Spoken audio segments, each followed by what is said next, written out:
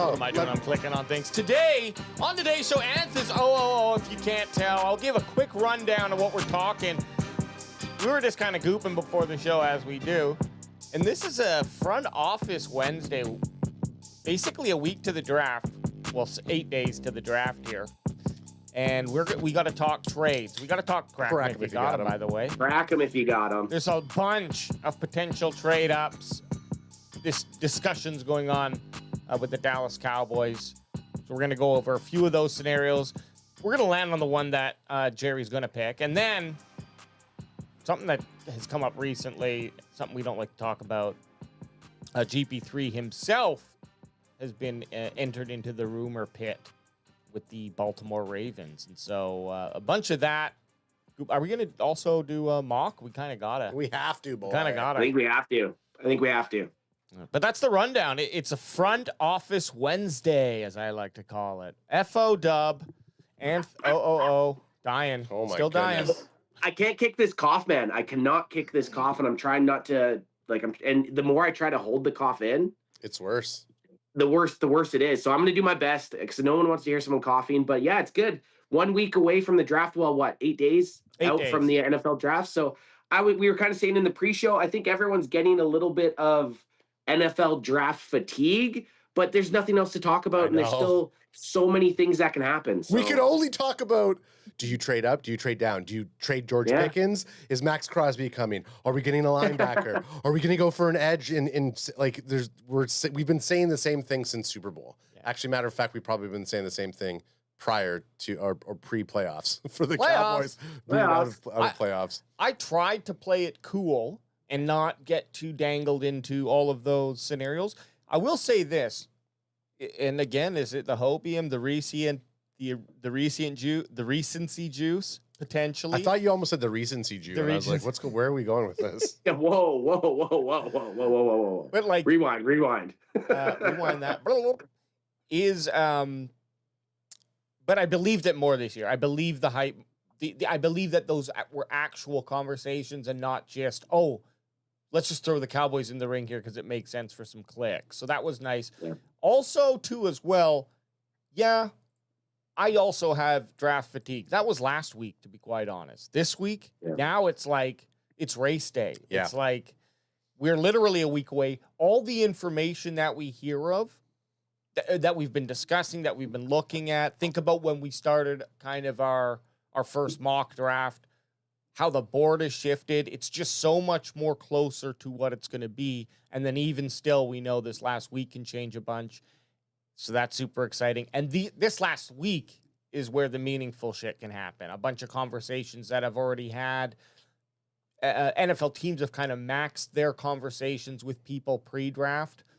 I'm sure you could talk right up to the draft. I actually don't know if that's legal or if there's like a cutoff from that for the first wave of free agency to now. But regardless, teams are now focused on who they're going to draft. So that's where we could see some trades start to come into play this next week leading up here. And the Dallas Cowboys have 2 first-round picks. I wouldn't be shocked if I don't want it to happen, or maybe I do. Depends the outcome. But I wouldn't be shocked if come day one, the Cowboys have 1 first-round pick, but another cool player. Totally. By the way, go ahead, crack him if you got him. Crack him if you got him, son. Gonna give a shout out to our boy Kilo C. We haven't seen him for a while. He's back in number the chat. 1 moderator in the game, baby. Yeah, Kilo. And then another day one of ours is in the chat. All Even podcast with Barry Grant Jr. says, you guys have worked so hard. I hope the Cowboys knock it out of the park for y'all's sake. LOL. I love BGJ, man. Well, and look, I would say the same for Barry, but he's got like 15 chances in this draft to. Well, they got the 2 overall. The Jets got the 2nd overall. We got to get Barry on. Maybe we get Barry on next week, or at least after the Jets pick. Maybe after the Jets pick between the Cowboys 12th and 20th. Oh shit! Kind of unload some with some BGJ. Yeah, that's right. I mean, or even pre-show. Do go on an hour before the draft, and we get him to come on there. Ultra Cowboy, who's also been a little in and out of the chat, he says, breaking news, AJ will be announcing Cowboys' 2nd-round pick in a thong. He always brings what you wish He always brings you up in a thong, so there's like that deep. How do you know we don't have a you guys probably sidebar? DM. Yep. like fetish Totally. that we're both part of. And it's just looking at pictures of me in a thong. And then our Brent Packer guy, who's here week in, week out, says, I don't have any draft fatigue. We don't have one, so I don't care. We get Micah, Tucker, and Tom back. That means more to me than a pick. Not throwing shade just from a pack point of view. No, and BPG, it's true. It's true, though, because before the Osa trade, we didn't have the 3rd round pick. So day 2 was looking like, what the fuck are we going to be doing? Even though just with 1 pick, it made... So I understand, like, you can't really be fatigued if you weren't really haven't been hyped or excited about something. Or maybe it's just more like, shut the fuck up, let's get to the draft, because... Let's do it already. Like, I'm done talking, let's draft, is kind of how I feel. That's kind of the fatigue for me. It's not really... Like, I love talking about the Dallas Cowboys. I like... oh, my God, here we go. I love coming up with scenarios where we draft and trade back and do all the shit. But it gets to the point that I'm done talking, and I just wanted to be disappointed with what the Cowboys do. Yeah, I know. You can tell even when we're mock drafting sometimes, Anth just gets fed up with just mocking, and he just wants to get through it to see what his score is. He's definitely... I want to know the score. He wants to see what the grade is. But yeah, today's show, the biggest thing with a lot of the news is the Cowboys trading up. So I think a lot of the focus is going to be our discussion around that. In that, there's going to be obviously talks about some George Pickens here, as Alex mentioned. There's a couple players that we've never mocked that I want to bring up when we're kind of looking through on where would you take this person, and all of it. A lot of it, if we stick and pick at 12, and we're wiped out of defensive players, and you have to pick the offensive players, like who are the candidates that we're looking for, right? And the more I think about it, I'm just bringing this up right now. Actually, I'll save it. I'll save it. You'll save it. Don't show your hand, big daddy. I think let's kick off with Pickens, because that's the kind of one touch. That's a quick in and out. That's, hey, let's go have a quick little coffee fuck, and get back to work. But yeah, George Pickens, this hypothetical trade. Oh, sorry, I'm screwed up now because we switched over how. Yeah, I made Alex put it on a different screen. I'm like, oh, it'll look better when you're reading stuff off. You'll be looking ahead. So his whole orientation's a little bit off here, but it's going to be good. Okay. And we just went full AI in a panic mode, and that's okay because this summarizes it right here for us. A hypothetical 2026 trade proposal. Thankfully, it's not 2028 or 2024. Has the Baltimore Ravens acquiring George Pickens from the Dallas Cowboys for a first-round 2014 overall to pair with Zay Flowers? That's new to me. No, they just mean to pair Pickens with Flowers. Okay. Yeah. Come on, AI. You confused me. But yeah, so what do you think about that? Straight up 14th pick. I mean, I already can tell by Ant's face. 14th overall pick of this year for George Pickens, straight up. Not having it. No. You're not guaranteed to get a better receiver at 14 than what George Pickens is going to do. Guaranteed, George Pickens is the better option than that 14th overall pick. If you're trading him, all you're doing is you don't want to pay him and you're just trying to get a receiver with the 14th pick. But I don't like that. I like the George Pickens and Dak Prescott season 2 could be the moon, man. Like that could be the thing on the offense that pushes this team to the next level. So I hate it. If it was maybe a bit more, I would consider it, but just straight up the 14th pick for George Pickens, I hit that big giant X button or whatever it is on American or So You Think You Can Dance, whatever they hit on all the reality shows. I'm out. Hate it. What would be the end more that would kind of give you a little something? I need a second this year and then probably a third or fourth next year. Can I just quickly... A first, second, and then a third and fourth next year. And I do and just for shits and giggles, I'm pulling up their last year depth, so I don't know if this is consistent, but any names here that like would be equivalent to that? Scroll down to the D. Yeah, Roquan Smith. Throw him in and we'll dance. Okay. What about Kyle Hamilton? They would never. I obviously Kyle Hamilton would be nice, but it's like that'd be straight up for Pickens, almost like. And they already have the reason. It's weird that the Ravens are getting paired anyways, because Zay Flowers is a pretty nice number one. They're probably just trying to get into that area where, especially in the AFC North, you look at the Bengals who have two very good wide receivers, so they're just trying to kind of copycat that. But I don't know, man. All the George Pickens trade talk to me is just, it's just there because he doesn't have a long-term deal. Okay, so I don't think it's going to happen. So even with the George Pickens trade, so you're not in with the trade. Are you in with the Cowboys drafting a wide receiver in the first round if there's a player sitting on the board? No, I'd hate it. I'd honestly hate it. The only offensive player that I would take if I was the Dallas Cowboys is Jeremiah Love. That's it. With my first 2 picks. So pick 20. No one's sitting there, and you have Carnell Tate, Jordan Tyson, Omari Cooper Jr., Kenyon Sadiq. I wish his name was Omari Coopy. Coopy Loopy. So you got those 4 pass catchers, as we like to call them, instead of just receivers.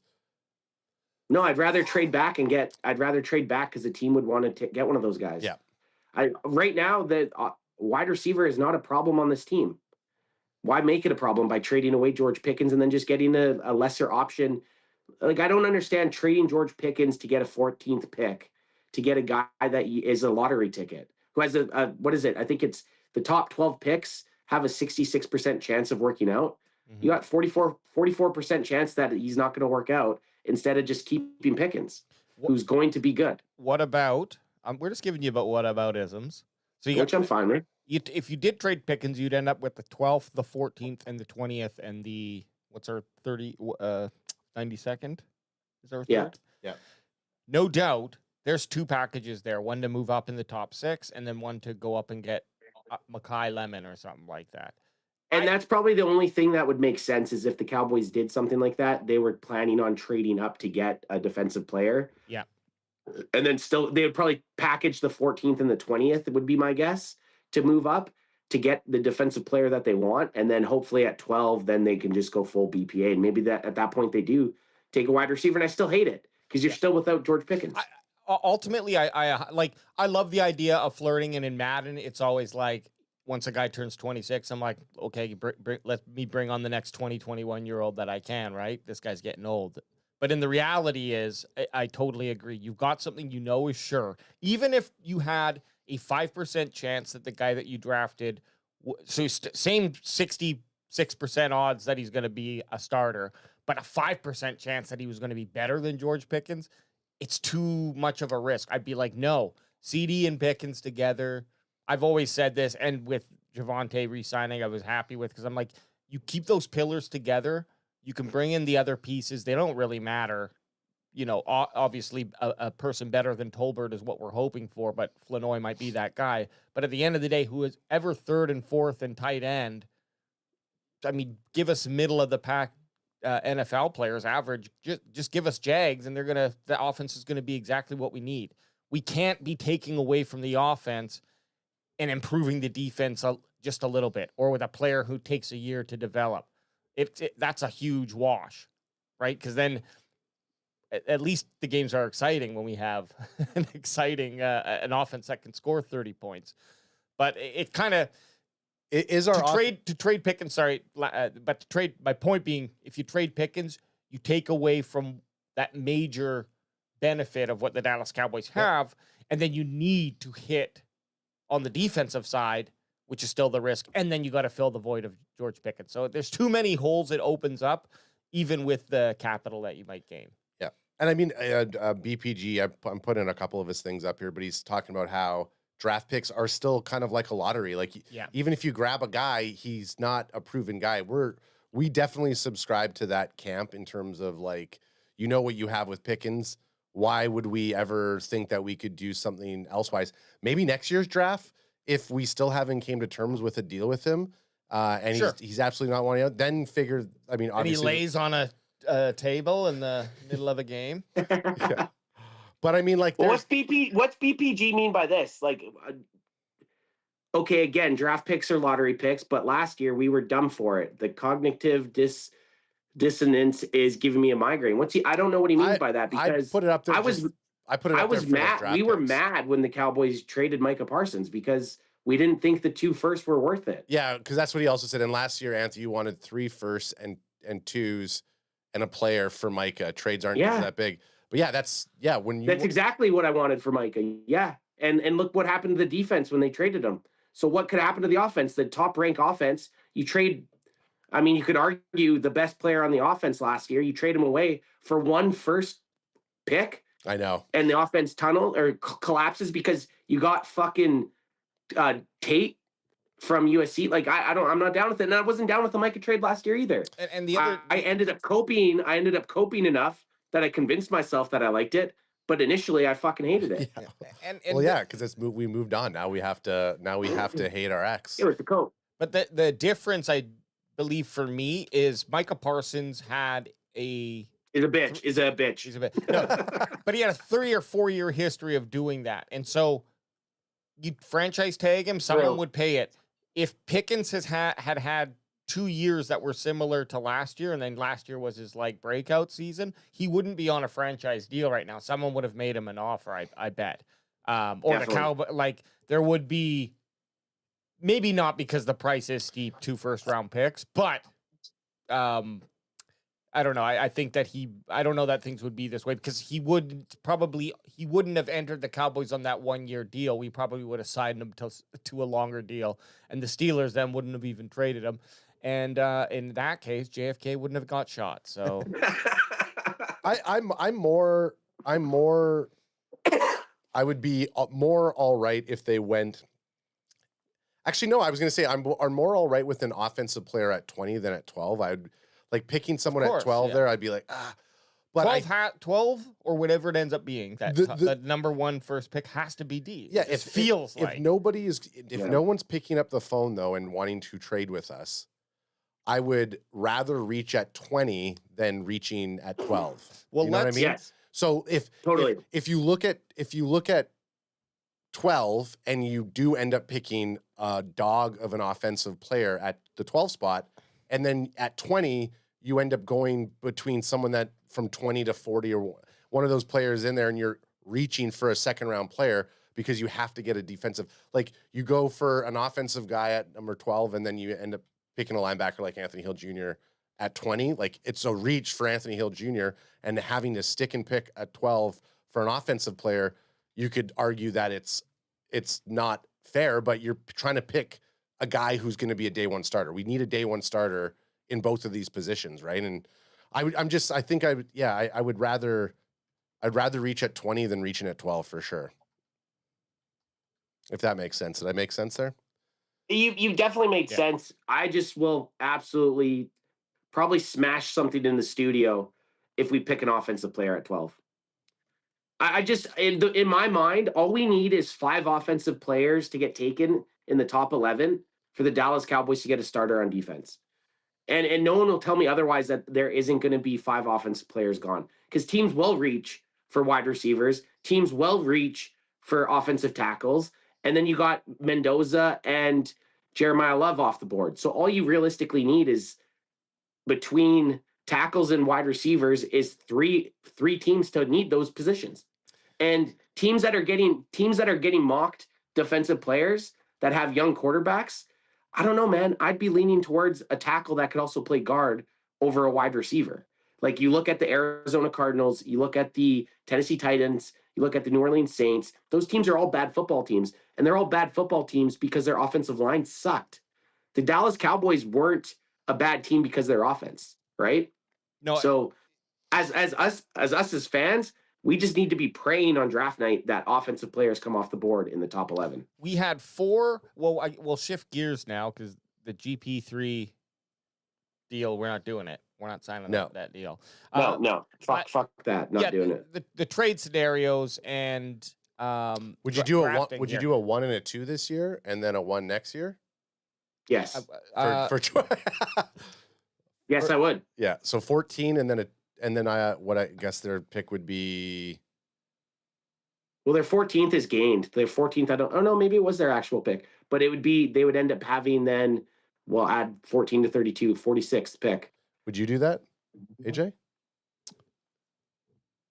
First this year, first next year, and a second this year. So a first and a second this year, 14th and the 46th pick, plus whatever their first is next year. Or even a second next year. So 2 seconds and a first. So a first this year and then 2 2s. Don't move the goalposts. I'm just saying. I'm gooping.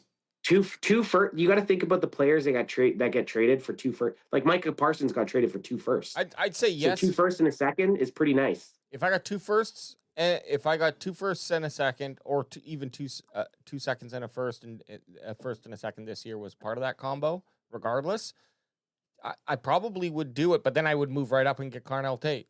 Like that would be you'd have to. That would You'd be have to. 2 of those picks, whatever would be necessary, not 12, would need to be packaged to move up to what would maybe 12 would have to be part of that action. Yeah, because they'd have you're hoping at 12 that at that point Tate falls to 12. You're just you might have to move up in to that 10. situation. You might have to move up to 9 or 10 or something like that to just snag it. Like you said, I think that when we did our draft, it doesn't matter. You do a lot of mock drafts; things are always different. Yep.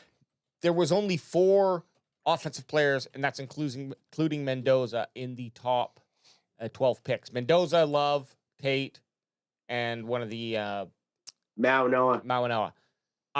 If, like you were saying, a very important part of any team that needs to restructure is get your offensive line set.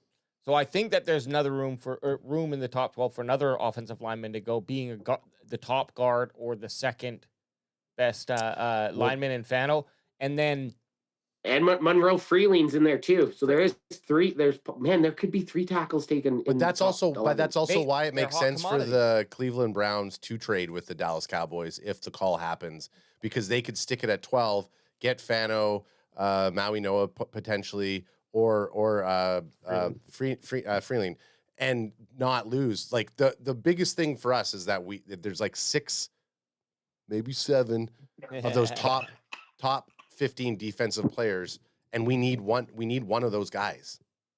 Any one of those defensive players, we need them to come to us. We need to go at that 12 spot. Yeah, we need to look at the NFL big board here. Yeah, let's get it up. Get it up. Any preference? PFFs or ESPN? I'm good. You know what? I personally, my favorite to look at is ESPN's, just because of the way they have it structured. Let's do it. Does it mean it's better or worse? I don't know. I want Anth to be. Oh, guys, sorry if I'm cutting you off because I don't have headphones in. But one thing we also got to do today is fill out our big board a little. Yeah, don't we? Yeah, that's right. Okay. And this is good because we have a lot of opening on that big board we got to fill out. Yeah. What I think we need to look at is like teams will. AJ, can you boost it in a bit, please? Just because I'm watching on a phone here. Yeah, I'm getting used to this new. Oh yes, there you go. Yeah. Good work. Good work. That's probably how it usually looks on my screen. And then scroll it just a little bit over so you can see the rank. Yeah, almost a little bit more, a little bit more, a little bit more, a little bit more, a little bit. Why is it? There you go. Oh, yeah, perfect. You nailed it. Okay. Absolutely nailed it. So what I think we want to look at is how the actual coins lie here. Because what we're typically looking at is the draft order, where players are being drafted. That's all well and good. A lot of that, I believe, is manipulated by people. And you know what? I'm not saying a person's not dumb, but people are, okay? So we need to look at the actual facts here. And this is the top 10. Or the top 20 I'll roll to. I'm just slow rolling. And it's because what we really want to look is in this top 12 to start. There's Kenyon Sadiq. Well, let's count the offensive players in the top 12 here. Mendoza, 1, Love, 2, Maui Noah, Francis. Yeah, the 3. The G's and N. Oh, yeah, Maui Noah. Okay, Maui Noah. Yep. Cool. Francis Maunoa. Wait. So that was 3. That was 3. Okay, thank you, Adam. 4. Lemon, Sadiq, 5, Tyson. 6, 7. Yeah, 5. And then right out of that, oddly enough, is Carnell Tate, who probably is ahead of all these guys on another board. Yeah. But you've got 8. But and Monroe Freeling next, right? Yeah. So that plays into it. 9. You got 10. So in the top 15, 10 of them are offensive players. Now go sit back in your chair, okay? And tell me that there's not going to be 5 or 6 offensive players taken, because this is the chain. FM goes, Francis. Yep. Maui Noah. Francis the N goes. You got to be careful with that. Yeah, you got to be careful with what you just said there. But Francis goes, well, the team who needs tackle is going to, or a next offensive lineman is going to take one of these two guys. But if they might not. That's where you look at Cleveland Browns, who needs offensive linemen.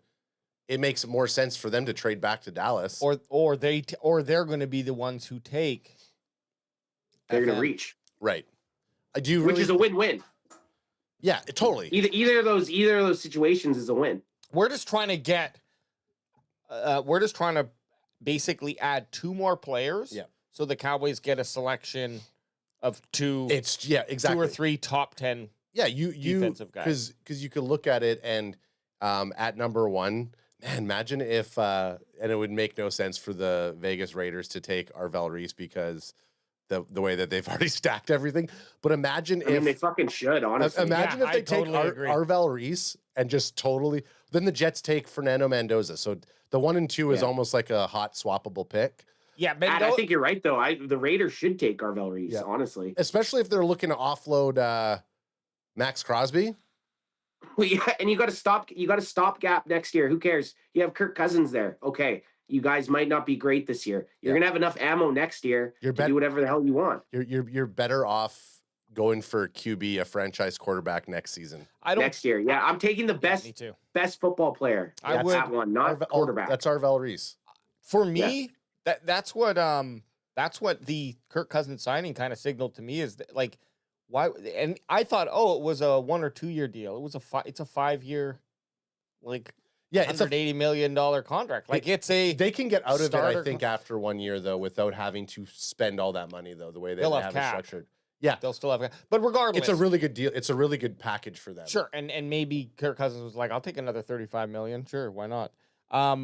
But to me, that's the move. Keep Cousins for as long as he can just be there. He's not to say that he could do what Sam Darnold did with the Seahawks, but I find that those two guys, obviously, Darnold's a Super Bowl champion, so it might not be fair to say this right now, but it felt like they were kind of in an equivalent tier. Maybe Darnold's at the top of that tier and Kirk's at the bottom. But the Raiders can get away playing meaningful football with that guy without having to put a rookie back there and get a top quality linebacker. Or if you want, you go get the best tackle if that's a need. Mm-hmm. I don't know that you would do that with the first round pick, but regardless, the move in my mind is you wait till you get some other pieces on the field to help make a team that Mendoza's not going to have that Derek Carr effect. Was it Derek or his brother Carr who got? It was Derek Carr. Yeah, Derek who got grinded into the frickin' fake grass. Grinded that he had to permanently tattoo eyeliner on his face. Yeah. Well, the tech. I mean, the Raiders realistically could trade out of the first overall pick if they wanted. Yeah. You guys, there's so much shit that could happen on draft night. I know. Like, Mendoza isn't a guaranteed pick at 1 in my mind. And you hear that he has been, and he's been linked to the Raiders for so long, but it's not a guaranteed spot, and it's not a guaranteed home run. You know why it's not a guaranteed home run?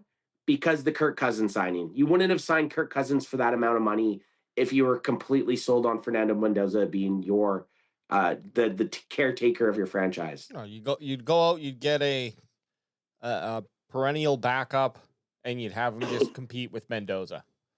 Let Mendoza kick his ass in training camp to get him a little bit of confidence. Correct me unless Tom Brady said, I'm coming back. Fernando Mendoza is the guy to go for, but don't put all of the pressure on him to be the starting quarterback this season. Maybe they're doing that. Have Kirk Cousins come in and let's get a perennial backup who can come in and shepherd him across the line. But if we were having that conversation, and I'm not a genius, where I'm sitting in this room, I can think of it, and I'm not saying that you weren't because you're just bringing up a point. But my pushback would be, but if we're going to make Mendoza wait a year anyways, then why not spend the pick on someone who we can bring in and use this year, and then pick up from the better quality of quarterbacks that are going to be available next year, then we'll go get our guy. Get the fuck out of my office! No, I No, mean, but you know what I mean? Like, yeah, totally. they But probably would have, if they were already thinking, oh, we're going to make Mendoza wait a year, then just wait the year. well, I just don't think. I think they're going to draft. Unless they think I think if they do draft spectacular. Fernando Mendoza, Kirk Cousin is going to be the starting quarterback, and you're not going to see Mendoza as So a that's starter. what. And For, can like, you till, Which is like, so week dumb. 6. Imagine using your first overall pick for a red shirt season. I'm not down with it. I'm not down with it at all. I'm just telling you that's why I think that's what's going to happen. No, Mendoza but ain't getting drafted. I'm going to say it right now. Mendoza- It's because I didn't go to the draft with my family. and now Mendoza brothers? The Mendoza brothers? And now Kirk, I wish I loved the guy. He's great. It's gonna be like the Reggie Bush year where everyone thought Reggie Bush was going first overall for the whole Yeah. draft process, and then nope, he didn't get drafted. You guys know who got taken ahead of Reggie Bush? No. I can't remember his name. Well, then you can't say it. Houston took a defensive end, and I'm trying to think of his name so bad right now. Well, we're gonna goop it on live on the air. Oh, who did they take? I'm gonna feel so dumb as soon as you say it. You could have just Rick- Mario Williams. Yeah. Shout out to the new Mario movie in theaters. Super Yeah, Mario Galaxy. Mario Williams. Um, So let's keep this going just down to our 20th, which Yeah. I think this is a terrible cluster for us to have around 12. Yeah. Yep. 3 wide receivers and a tight end. Get the no, fuck out of here. that's what that's. And And then- then know someone's reaching for one of those, or I'm not going to say reach. Someone's drafting an offense. 3 offensive tackles are going, Yeah. Okay, 3 offensive tackles. Love. or even show me the guard, the top guard, OI. That we OI. can't pronounce his name. He's down. No, he's down. Oh, he's right Penn here. State, right there. So think of it this way: the top guard last year was Tyler Booker. ESPN had him rated 33rd. The Dallas Cowboys took him at 12. Yeah. You don't think somebody that needs an interior offensive line might take him in the top 10? I do. You're not wrong. I do. I think Like even the Tennessee Titans, who just took their franchise quarterback last season, you don't think they want to put this big fucking 6'4", 320-pound bruiser to protect him? Yeah. Oh yeah, brother. You're right. Either that, or they might reach for a wide receiver, or they might go. They should take. What's his name? They should take Jeremiah Love. They should take Jeremiah Love. Like they should take Jeremiah. The only problem with, I mean, not the only problem. There's a lot of problems. he's but handsome. He's you a have handsome man. Robert Saleh, who's a defensive-minded coach, who's sitting there. Is he going to take a defensive player? But defensive-minded coaches can also they have to know offense and vice versa. Mhm. So like Yeah, they might look at an offensive prospect and be like, how hard would it be to play against this guy? he's insane. Let's move back even further now to look between our 12th and 20th and see what the flow like is there. Just on this ESPN big board here, Jamal McCoy just hanging on. He's had the shittiest, like, just off-season report. Didn't go to the combine. I guess he Didn't play in the Senior Bowl. Didn't play in the Senior Bowl. I guess he did do. Was gone all. Didn't play 2024 season. I guess Sat out his whole season when he was. They said he was healthy enough to play. Yeah. Didn't. So I mean, was this all just? Is this just modern day kind of that modern day football? Don't show them anything unless it's your, best moment. Yeah. Much like Hollywood, your best side. So, but anyways, regardless, he's not really fallen. I think he has dipped from the top 10, but that's not unreasonable. Like the whole board's really shuffled. So that's kind of surprising to me that he's still hanging on there. And freaking Caden Proctor's now up here too. Okay, so here we go from about 17 to 24. Yeah. There's Omar Coopy Jr. What did I call him? Yeah, Koopy. This is a much better spread in this area for us. There's Mesidor, who has that age issue. Which I'm fine with, that 25-year-old motherfucker. If he's coming in Same. and we're going to get 5 hot years of production from him, Yeah, I don't give a fuck. okay. Totally I'm fine with happy it. with that. Totally happy with that. You're not drafting hoping that the guy hits on his second contract. You're drafting to hope that in his first contract, he's a goddamn baller. Yeah. And then make it work. I mean, at the end of it, he'd be 30 years old. And look, I'm 42, and I could probably still do a 4.6 maybe if I was, had the right shoes on. We need it. We still at some point need to do the CanFan 40. Yeah, I'll probably end up breaking another couple ribs doing it, but we just have to gotta do it. We just have to give everybody a chance to warm up. Well, there That's the needs to biggest be thing. a specified. Yeah, we have the shotgun before we do it. Yeah. Yeah, that's the warm up right there, baby. I think what we need is we get a little AV, and you need to be 0.04. Right. ABV meter or whatever. ABV, whatever or is it 0.05? The 0.08, isn't it? Well, that's but half of it. Right. Okay. Is what I was meaning to say. Okay. Yeah. So half of legally drunk. Yeah. Anthony, I run better on double. Anthony, Yeah. are you gonna wear Hey. are you gonna wear knee pads and kidney pads and elbow pads for the sprint though? Well, that's what I made the joke. I guaranteed I'm breaking a couple ribs if we're running the 40. And then there's these two hot commodities right here, which kind of make me a little nervous about Downs, because I do agree. I went away from Downs, and now everything I hear about what he can offer to a defense, it's just such an umbrella effect. You're kind of like, damn, that guy would be maybe even better than a linebacker. But well, he can play in the box, so in some looks he will be a linebacker. Yeah. Yeah, he's a Swiss Army knife, definitely. Yeah. But where that's a problem is you've got Thieneman and McNeil Warren, or EM Dub, as I like to call him. I like EM Dub. That's it. That sounds like a good song. Oh, it sounds like a good genre of music too. You guys listen to EM Dub? Oh, fuck yeah. I play that when I sleep. No, you listen to train music. I do. No, he listens to Rain. That sounds like Train. I know. Sounds like the Harry Potter train coming through. He's going to Hogwarts every night. And you guys will wake up midnight and be like, what the fuck is going on? Is it raining? So those of you that are watching are in on the in joke. When we go on CanFan trips, Alex needs noise to sleep. So sometimes he'll use his phone, but other times, for whatever reason, he'll whip his laptop open, which has a louder speaker. He'll put on his Rain sound. But from wherever Anthony and I are, it sounds like a train is like flying through the room. And there was just the one time where I was like in this upper loft right above him. All the sound was coming up in this like hollow cavern. That I was like, I woke up in the middle of the night being like, what the fuck is what is going on? At least it's not like war music. Well, he just like war sounds. Yeah. Well, AJ just needs that to get through the sounds of the Bessie brothers sound like they're dying, gasping for air with their in fairness, sleep apnea. That's funny because the reason I do open the laptop is because I have to cancel out. Oh, our noise. I gotta cancel out room A and room B of like. So you need that stereo sound that goes back. Sounds like two bears yelling at each other. Yeah. Defending their case. No, you're not wrong. But, okay, but sorry, between these two safeties, these are the second. These are the second safety that show up, and they show up right at our 20th pick, and that's the connection I make. Yeah.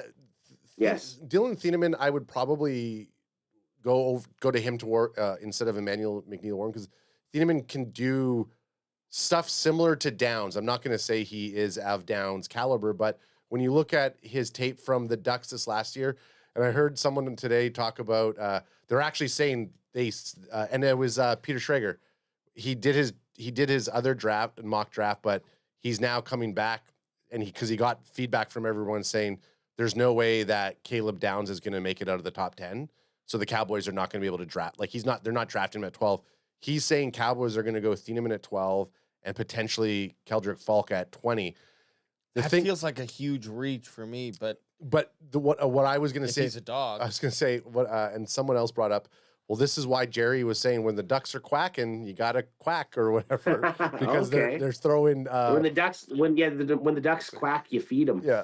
Look, if Jerry Jones was that cerebral, I mean, he's fucking. There would have been a Super Bowl or at least an NFC Championship game in the last 30 years. I was gonna say he really is Palpatine. But you watch Thieneman at Oregon this last season, and even if you go back and you look at some of his plays from Purdue, his closing speed is incredible. Like if we don't get Caleb Downs, which I don't think we're going to get Caleb Downs, because I don't think we're going to trade 12. Not at 12, and I don't even think if we trade up to 6, he's going to be there, because I bet you he's going to go to the Giants at 5. At 5, because Harbaugh is there, and in his entire tenure at the Baltimore Ravens, they drafted 3 safeties on 3 different occasions in the first round. So it seems very Harbaugh-esque to take Downs at 5 potentially if, let's say, Jeremiah Love's not there. And I don't think they would go with Sonny Styles over Downs potentially. But Thieneman, I think, could give you the same kind of versatility that Downs was getting. I just don't. He's obviously not at the same caliber as Downs, but he's pretty close. So if we're wiped for defense, those defensive players, those top 6 defensive players at 12. Oh, then reaching for Thieneman is not. I wouldn't be disappointed in that. I'd rather take Thieneman than a fucking offensive player. Yes. Let me say that. Oh yeah, I'm not against it. And look, at the end of the day, we reached for Booker. Are you happy that Booker was there? The guard's the guard is probably next to the center. Well, actually a punter and kicker, but let's not include them. The guard or a center draft pick at any point is maybe actually in the 6th or 7th round. I'll caveat that. 6 is a pain in the ass pick. You can't get excited about it. Only our boy Big Chris knows about these guys. Yeah. You know what I mean? Like it's one of the hardest positions for people to analyze because, like, obviously there's specialists who can, but for us who are, a little bit better than average football player watchers, but many people are. We just watch a lot of it. You start to notice trends. Offensive line's really hard to do. Tackles are a little bit more easy because they're on the edge and you can see them. But with the cluster in the middle, it's hard to see what a guy does. So with Booker, it was like, okay, yeah, I guess he is good. But, anyways, end of the story being, it turned out to be okay. But I do agree. Yeah. I would take, if Thieneman also goes from a projected 20 and we draft him at 12, it feels like a reach. Long story short, maybe it will not be. And then you got to just start. Just start for us. Just start. Just start. I do trust the Cowboys. Well, and Peter Schrager, whenever he drops his last draft, which is maybe, I think he does it 72 hours before the actual draft. If he has Thieneman going to the Cowboys at 12, then I think that's probably the pick. He was right about Booker and he was right about Tyler Guyton. Like, how did you ever guess Tyler Guyton? Yeah. Well, this is another name I hear. Keldrick Falk being brought up is Keldrick Falk. And I know we talked about him earlier and then he just wasn't. We drafted him our very first draft. Yep. Yeah, we did. And then he was just not part of the conversation. Well, because he doesn't really fit into Christian Parker's defensive scheme. Like, there's just not really a fit for him. How does he? And I'm not challenging. I literally don't know. How does he not fit? So he being like a stand-up edge, he's not really that stand-up edge rusher. He's 6'6", 276. He's a big boy. Huge. Yeah, he's a big boy. It's just the schemes that he fits in is more of like what the Cowboys were playing last year, like a 4-3 versus a 3-4.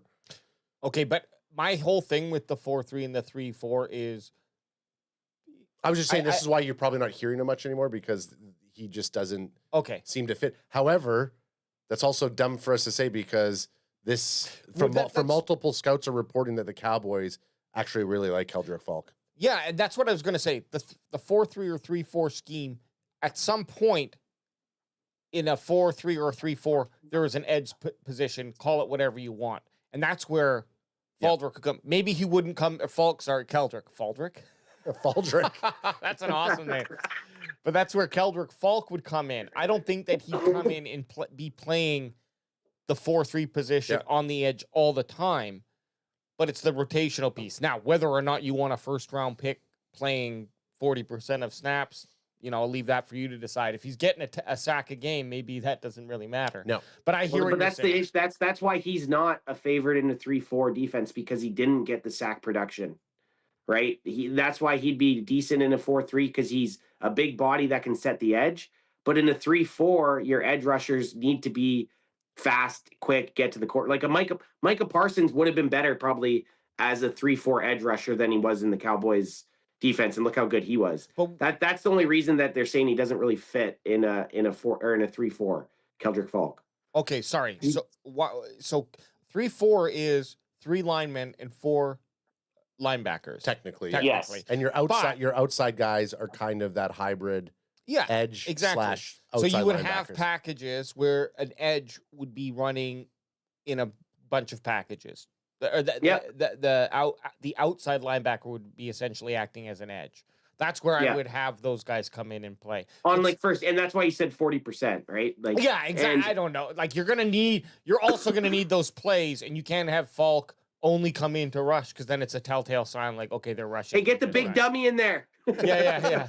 But okay, sorry. One thing that I was confused of, Keldrick, the Cowboys are moving from a 4-3 to a 3-4, right? Yeah. And then, so what is Falk not good in?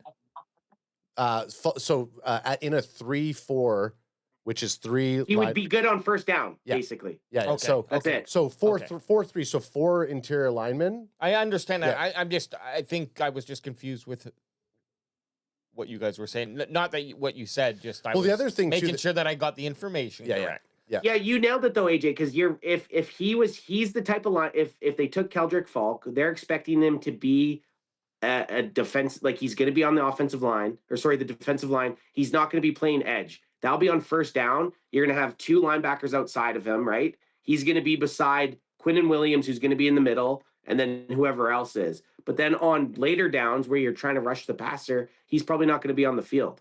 Yeah, you're gonna have Rashawn Gary. You're gonna probably have Donovan Izaraku, who would probably be charted better than Keldrick Falk. So we're picking a guy like this that is potentially a guy that you're gonna groom in for. I don't know. Season. I actually kind of like Falk, to be honest. No, look, he's his size, and just because he didn't play that in college doesn't mean you can't adjust him. Elsewise, right? If BPG saying and Anth, we are switching to a 3-4, so Mike is going to be an OLB this upcoming. Yeah, and he's going to be awesome at it. Yep. When he plays, Mike is going to be a fucking dog at OLB coming in on week 8. If he ever gets off that knee injury.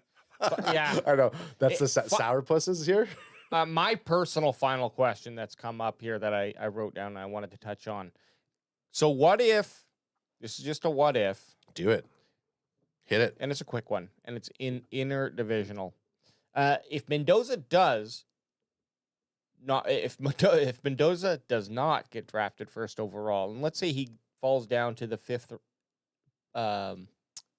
he's available for the Mendozant. Mendozant doesn't get drafted. Let's say he falls to the Giants.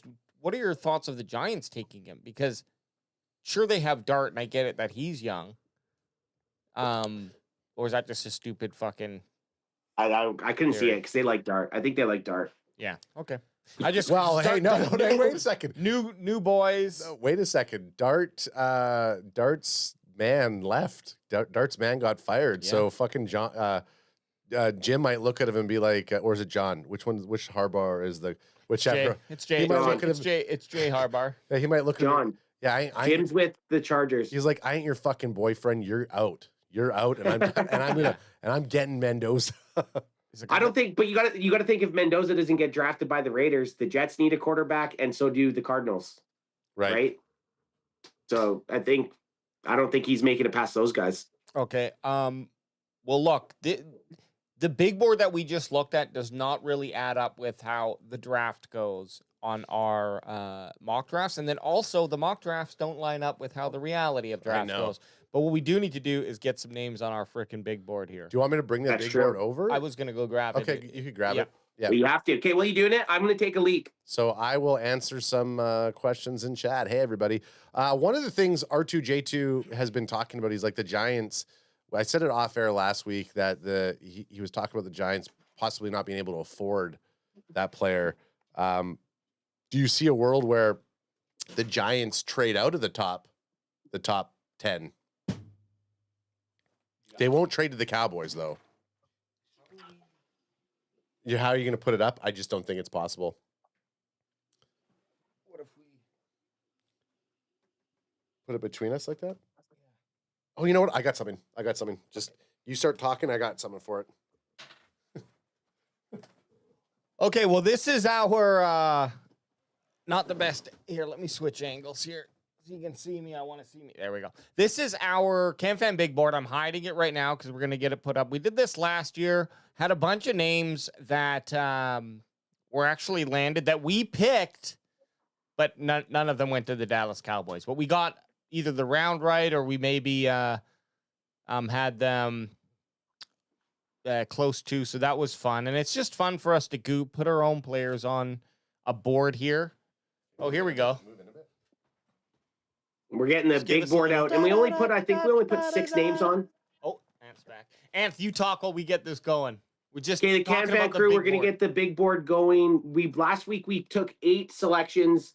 Everyone in Stewed had 3, and then Boots, our favorite non-Canadian member, was also giving us 1. He gave us a member, and then I can't remember who else we put on. Someone else gave us another selection. So I think we have a total of 8 players on our big board, but it needs to fill out. It's looking a little dainty right now. 1 week away from the NFL draft, we have 8 names on it. So we gotta fill this sucker out.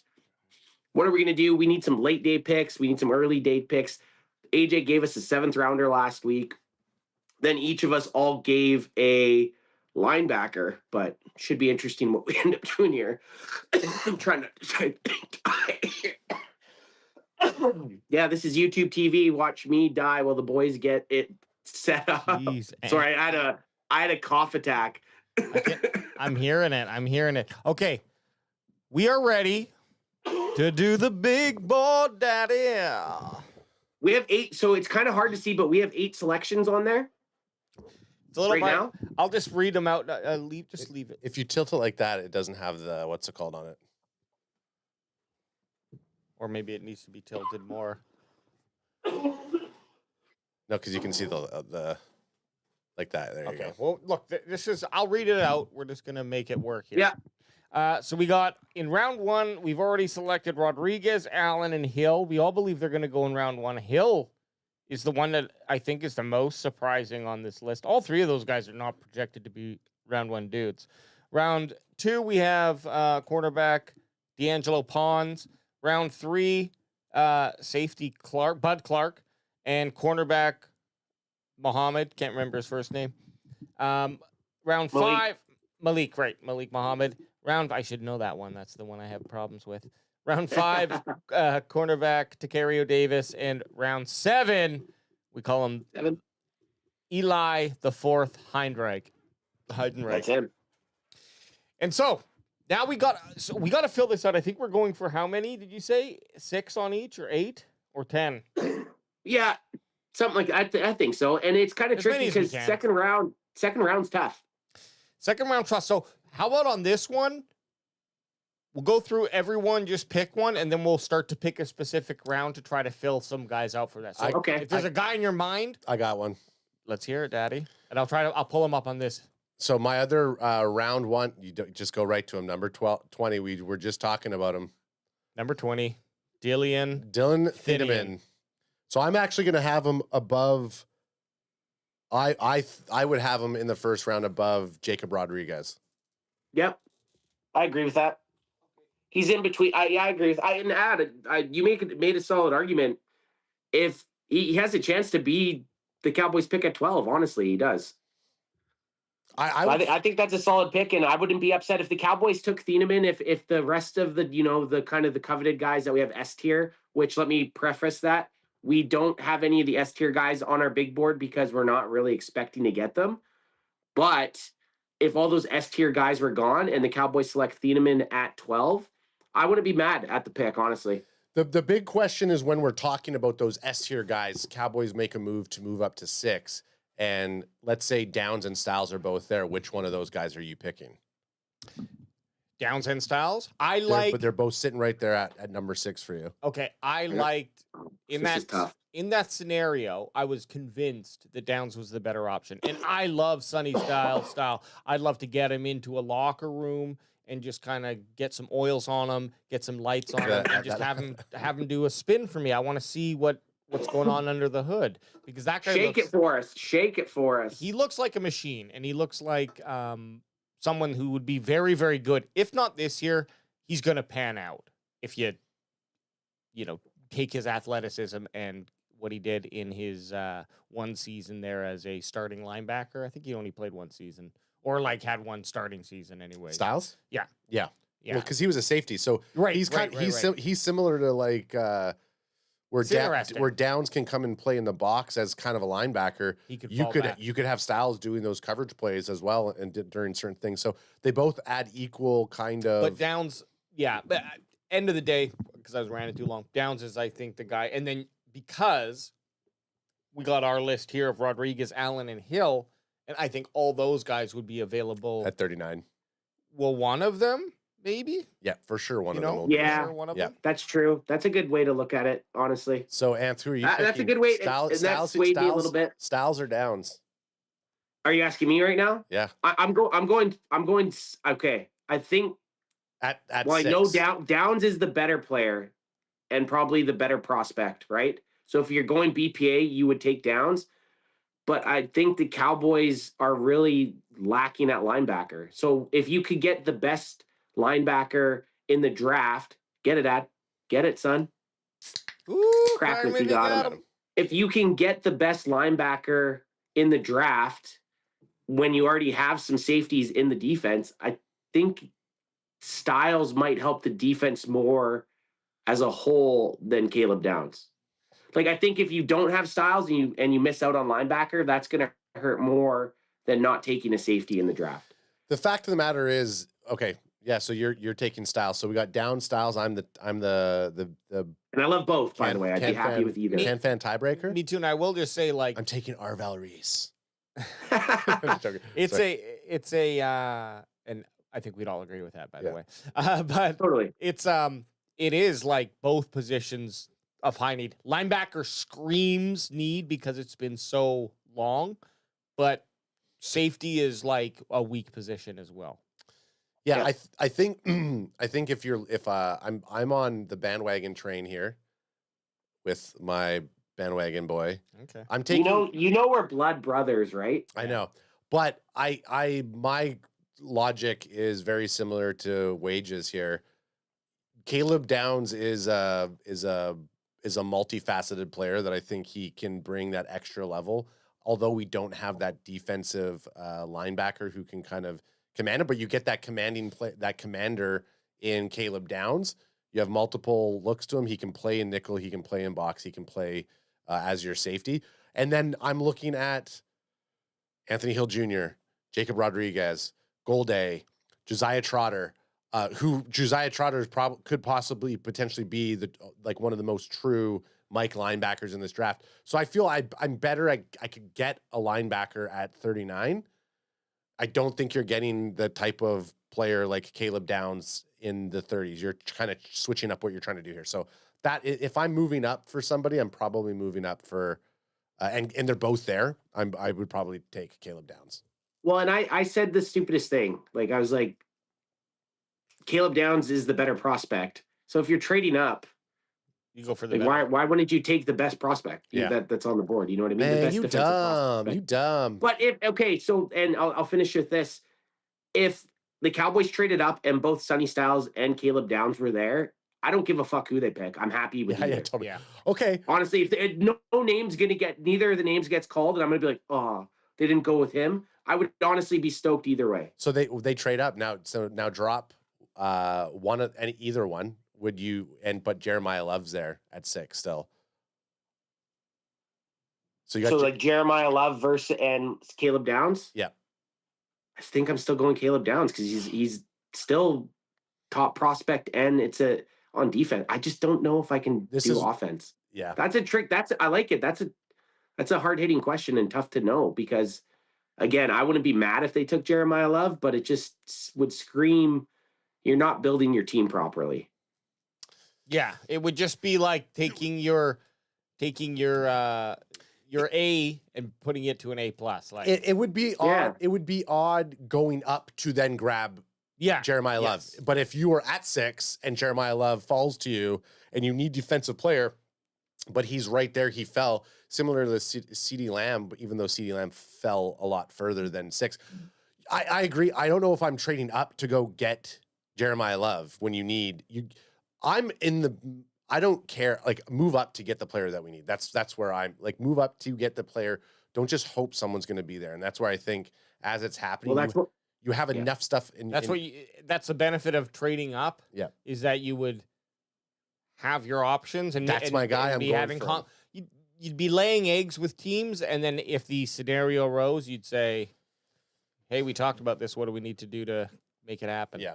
Totally, and that's why they're talking that the Cleveland Browns, because you've heard this Cleveland Browns scenario happen a lot, right? Cowboys trade 12 and 20 for 6 and 39, right? You've heard this a bunch, and people are like, they should just do it now. But the Cleveland Browns would be dumb to do that before they see who's there at 6. Yeah, they need to see who falls, right? I don't. And the Cowboys in the same boat. The Cowboys shouldn't make the trade until they know. No, like what exactly? What if you end up trading and Sonny Styles and Caleb Downs, the guys that you wanted to trade up for, are both gone. Then you're in this weird situation. That was my problem with the draft that we did, where we did do the Cleveland trade. We did it before we even started, so we didn't know. We had to force ourselves into I know. If we didn't, I know. We would have found a way to goop it. So I think at tonight's mock draft, I want us to get to 5, and then after the 5th one's picked, we stop and we decide who's available. I'm down. What do we want to do? It. Because that's the biggest talk. Yeah. Not to trade in. I mean, I think we go slow anyways, and we talk about. We go through the whole scenario. Yeah. And we can look at that, but yes, Dylan Thiedemann on my board. Hey, this is why we would write probably some of the best, the most loved and most hated movies, because they just would go on. You'd get the main story for about 25% of it, and then the rest would be side story. Some people would love that. We're very Zach Krager, who wrote Barbarian and then Weapons. It's shifting different genres. Yeah. You're literally proving your point, explaining your point. I know. Well, some people just might not know, I'm going to add a dude to this board who deserves it, and we all agree. His name is Keontae Scott. He's going 48 on the ESPN big board, and I tend to agree. I'm not going to be crazy with you. The only thing that I'm going to caveat this, it is on our list. I'm leaving a space because I think he's going to be behind Pons, but I think a little bit more behind, not directly behind. So if he ends up being right behind Pons, I'm cool with that. I think he's going to be a high, and I'm not saying he's going 48 already, so this isn't crazy, but I think he'll be a high second rounder, top 5 or 6 guys, and that really all depends on who's left and how the cornerbacks have gone. So I'm putting Keontae Scott round 2 below Pons right now, but I'm leaving a space, and that might change. Maybe he deserves to be right below him, but I figure there could be someone in between there. So, and by the way, we got Rodriguez at 46, and we have him in the first round. So, hey, CanFan Goops. Well, AJ's writing his name down. I'm going to just jump into my guy. And I'm kind of battling with myself a little bit if I want to put him in the 4th or 5th. I'm going to put him in the 5th because I still think that's going to be higher than a lot of people have him. I'm putting Caden Curry in the 5th. Whoa. Defensive lineman, Ohio State, great numbers. For some reason, he doesn't have much buzz around. Yeah, in the 5th, because he's usually around the 6th or 7th almost. He's moving his way. And I was honestly going to give him a 4th round grade. Just I don't see what everybody else is seeing when they talk about this guy. He has the tape. He's really not that small. He athletically tested well. He played for one of the best teams in college football. So he played against very tough competition. I'm not completely understanding what the red flags are. So I'm going to go with Caden Curry in the 5th round, though. Was Caden Curry our goatee boy? No. Yeah, Papa Roach. Yeah. I don't see him on DT. Oh, he's.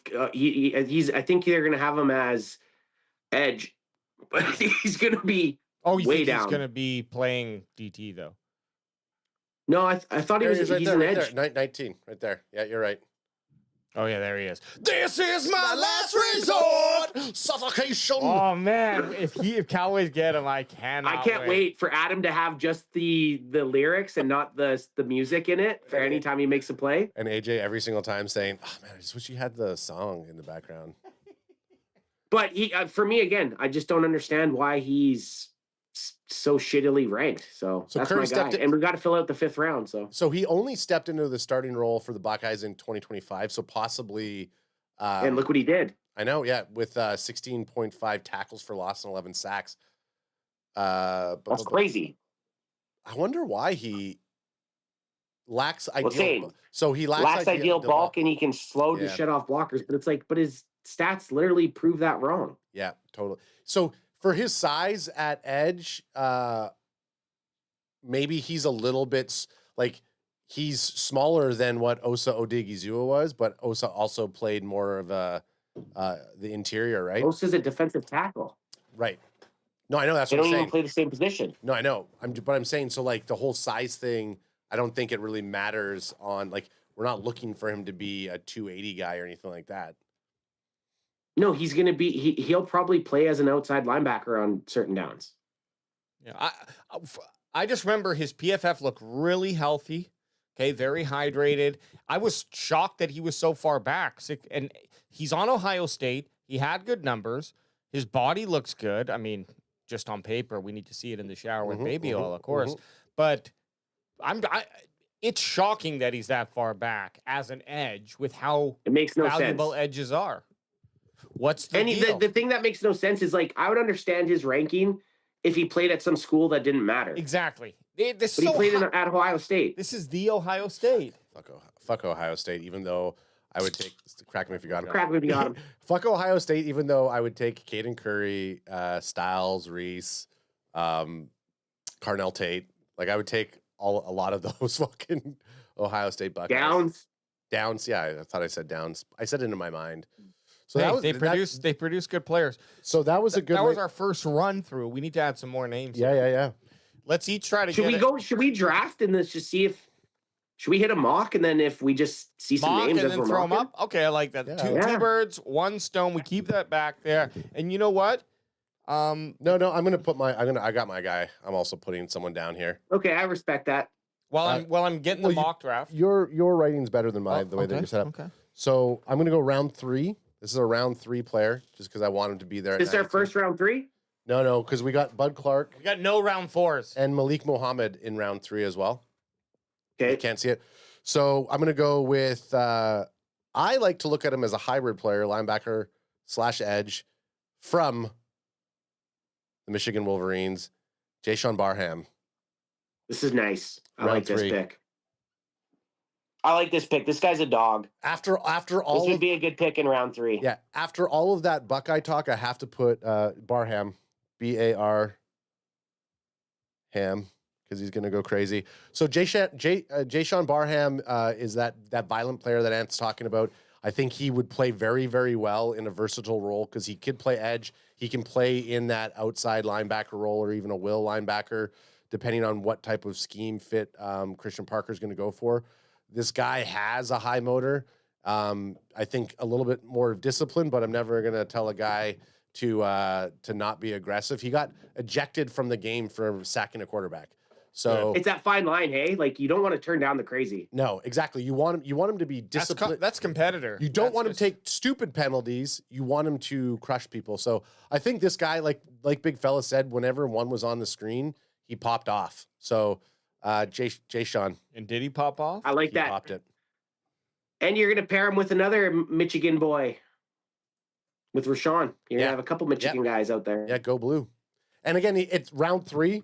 So it doesn't hit the Cowboys Wolverine curse. Anything in round 1 or 2, Cowboys are cursed if they pick a Wolverines player. It's not been good. He's round 3. I think that's a good area for us. And I'm liking him more as a linebacker with a little bit of edge attitude, depending on what we're trying to do.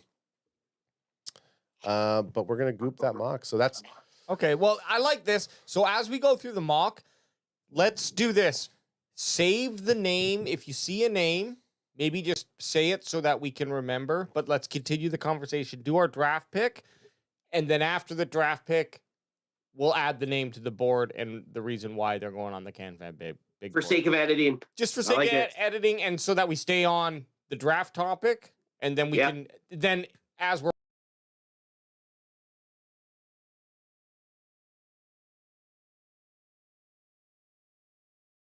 screwed up. Okay, there we go. I'm just trying to get our mock here, but I got to change something up. I like to have. And I know I talked about draft fatigue earlier, but it's like I also love the draft so much. I'm that guy that once the Cowboys are out week 14, I'm sitting there shitting at 5 a.m. doing mock drafts. And that might be why the fatigue's been kicked in, because I haven't just been mock drafting and looking at guys since February. I've probably done. I don't know, man. I next year I might count. I've probably done. I'm gonna say 500 mock drafts. Well, this is the way. Like, I mean, listen. Yeah. This is a way for us at CanFan here to really get to know these players that are out there.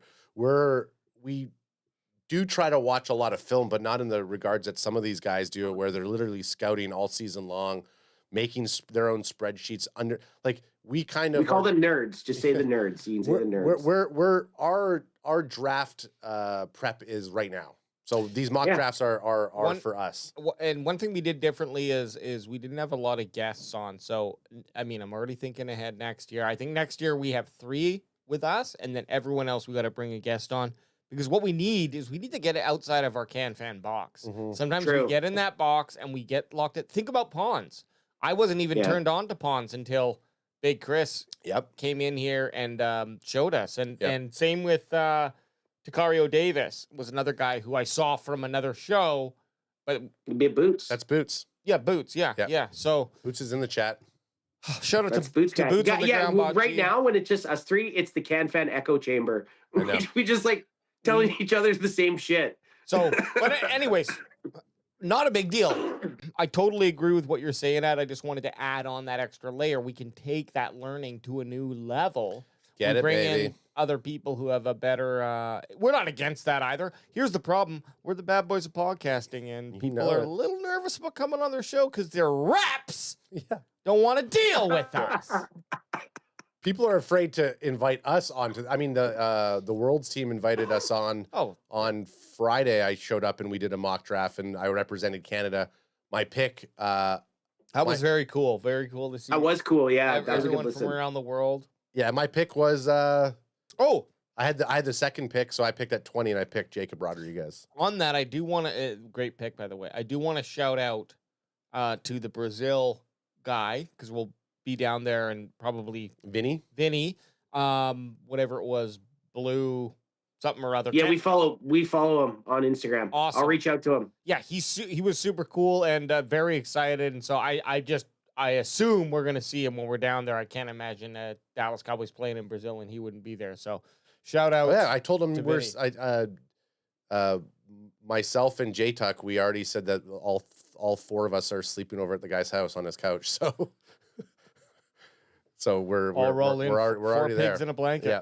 So we're slow rolling this one because I got the slow roll on because all trades are on the board. Same old, 7 rounds. Did I have CanFan mock version 7.0? And today is April 15th, and the biggest talk around Cowboys Nation right now is the fact that they're going to be trading up. So that's why we're slow rolling it. We're going to see what's up there, and the boys just might goop all the way up to 6 again and see who we got. You guys know the rules. I'm going to start the draft. You want me to stop? You just fucking say it. Yeah. Anth, you're going to be potentially a little delayed. Yeah, you guys might have to just read it out because I can't really see it. I'll read the picks out. Okay, you read the picks out. Here we go. Doo-doo-doo. On the clock. Welcome to the draft. The Vegas Raiders take Fernando Mendoza. Jets. Jeremiah Love at 2. Pause. Okay. I'm just kidding. Jeremiah Love. We have not seen Jeremiah Love go at number 2. That's good. That's actually good. If we're trying to trade to 6, that's nice. That's good. We like that nice. so far. He does usually go. He always goes up here, there, but the fact that the Jetsies are taking that, they must not. We need Mao and Noah to the Cardinals here for this to be really nice. And they are going to take Arvell Reese, which is okay. So Arvell Reese is usually gone. The pick for the Titans are going Ruben Bain Jr. Not terrible. They're taking T-Rex, which again I would have been fine at 12 with Ruben Bain Jr. Who are the New York Stinky Giants taking? They're taking Sonny Styles. So we're at 6. Let's trade up. Let's fucking get either Bailey or is Bailey gone? You said no. Bailey's not there. Gone. So we're gonna trade up and get Bailey again. That's what's gonna happen. What's the deal? 12 and 20 for 39 and 6. 6 and 39. That's right. I still think so we're going for Bailey over Downs. 100%. 100%. Every time. There's 0 chance that Bailey falls to 6. There's zero chance. It's just not going to happen. David Bailey, Texas Tech. We've taken him. We took him in this exact scenario. It's the exact same scenario. Let's talk about that in a sec. Because either way, we're trading up to get Downs or Yeah, Bailey. technically we don't have to trade at 6. We could wait. And Yeah, go I let it goop again. I let it goop in this scenario. Who are the two guys? Because when one of them's taken, that's the trigger. And we need to pick the two guys that we want to trade up. David Bailey or Caleb Downs. Downs. Those are the two guys. So if one of the Browns are going to take one of them, 100%. Then we pause and trade. Then we would need to trade up to get the other guy. But then the next pick here is the Washington Commanders, which they probably will not trade with us. However, should we goop it? Let's goop it. You mean go for Let's it? Roll the dice. I say roll the dice. Me too. I say I don't want to do the same trade we did last time. And I also think that in this scenario I would wait because you've got 2 slabs of beef on the board, baby. If there was only one, and let's not even stop there. So you have Bailey, you have Caleb Downs, you have Monsieur Delane. There's 3 nice defensive players right there. I think we wait until one of those guys get taken, then we reconsider the conversation. Okay, let's do it. Could be this next pick right now. Francis Mawinoa. That's great. Okay, this is great. This is amazing. Caleb Downs, pause. Okay, so now we have. So David Bailey has not gone yet. So Caleb Downs went to. So Downs to me was a tier above both of those guys. Then it's David Bailey, and then it's Delane. Well, Lance was saying that if we traded to 6, he said we're taking David Bailey all day. Okay, David Bailey's going to be a top 3 pick, in my mind, anyways. But as Alex was saying, he would have picked Caleb Downs over David Bailey. Which is fine, and everyone has their. And I agree. Caleb Downs is awesome. I don't understand why David Bailey is falling. It's crazy. This is how this draft rolls. So is this realistic? An 8th for 12 and 92? Because that's way better. Yep. That's way better than what we had. If we wanted to move up, we could take David Bailey right now, retain our 20th, and get a 90, and just trade our 3rd. But then we trade our. It really sucks that we can't see the people that are available right now. Obviously. But we know. Just think players wise. You've done a million of these. I know. That's a problem. What other player do you think? Like, I know. Who would you draft here? Just think of other drafts that we've done. Regardless, we do have. If we want one of those top defensive players, even if we were to wait, we're not going to get Delane. You're not going to get them. We're not going to get David Bailey here, which is crazy. He's the top. He's literally number 3, the 3rd ranked guy on. This is a no brainer. You trade up and get him. Okay, so. We can trade our 3rd and our 12 for 8. Is that a thing we want to? Can we try to get one of their other picks? Just I don't even care what it is, just so that we can retain the same amount of picks. Could throw him 132 from Seattle. Yeah, give me that because you got to think of it this way. We were going to give up the 12 and 20 for the 6th and 39, right? Yeah. So now we're going to give up 12 and 92 for the 8th and. I mean, this is a little crazy. We'd have to kind of think of what's real. We could do 12 and 20 for 8 and 42 and then get a better pick there. Or we can keep the 20, go 12 and 92 for 8 and 132. And those are both. What about when you hit 72? What does it do? Oh, well, then they're not going to do that because then we're getting 2 better draft. Okay, yeah, let's do the other one. Yeah, I'm fine with that. Stephen White says give up 22, which you just tried. They wouldn't go 8, 42, and 73 for 12 and 20? 8, 42, and 73. Yeah, they would do that. Whether or not, I don't know if PFF does not make the most sense, so I don't know if this actually makes sense. We have to kind of decide that. Yeah, I don't like this. I want to have. I don't want to get. Or we gain a pick that way. We would get the 8th, the 42nd, and 73rd. We give up the 12th and 20th. So we have the 42, 73, and 92 still to go with. Yeah, I think that's actually kind of sweet, honestly. But we give up both of our first rounds to move up to 8. Well, no, but we don't give up a first round. We get David Bailey. Oh, yeah, true. Yeah. We're getting a guy who is going to replace. I think this is actually a pretty dope pick or a pretty good trade. Me too, actually. Stephen White says they're in on it. Stephen White says, see if we get even more. He's the one who said to do the 12, 48, 42. I want to make it somewhat realistic, and I think this is super realistic. But just for shits and giggles, I'll throw in. We could fleece them. I'll see if they throw in the second round just to make it. But that's not realistic on this, okay? Yeah. And if not, I remove it, and we'll take the pick that they will take. Okay. Okay. Goop. Okay. Yeah. Yeah. Okay, so then we just do this. They will take this. Yeah, and I think that's a good trade. Goot me. Okay, so trading the Dallas Cowboys 12th and 20th first round picks for the New Orleans 8th, 42nd, and 73rd pick. And we gooped it right there. And we got it. And we're taking David and Bailey. That's it. And you're shooting Jerry Jones out of a cannon to get up to the front of the draft to put that fucking board in for David Bailey here. I like it. Okay, so David, and he's an S tier guy, so none of us have to pick him on our round one. He's S tier, 100%. He is.